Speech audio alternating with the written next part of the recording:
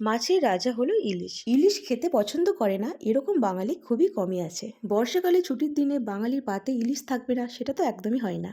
আজ আমরা ব্যাঙ্গালোরে ছুটির দিনে খাচ্ছি বাংলার ইলিশ। আমি আবার সামুদ্রিক মাছ খুব একটা বেশি খাই না, কিন্তু ইলিশ মাছ আমার খুব ভালো লাগে।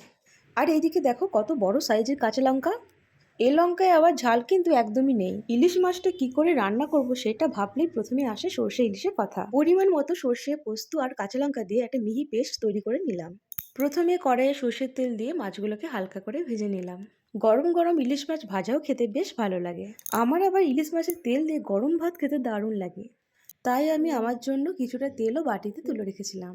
ইলিশ মাছ ভাজার সময় আবার চারপাশটা ইলিশ মাছের গন্ধে মোহ মোহ করে।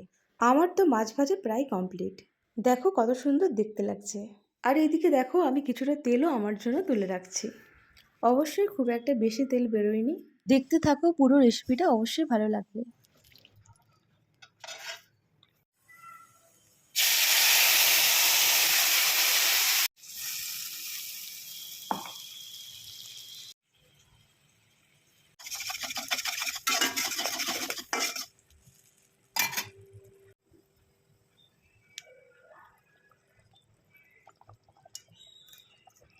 সর্ষে ইলিশ আমার প্রায় কমপ্লিট।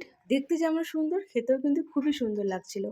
কেমন লাগলো সেটা অবশ্যই কমেন্টস করে জানাবে। সবাই খুব ভালো থাকবে। টাটা।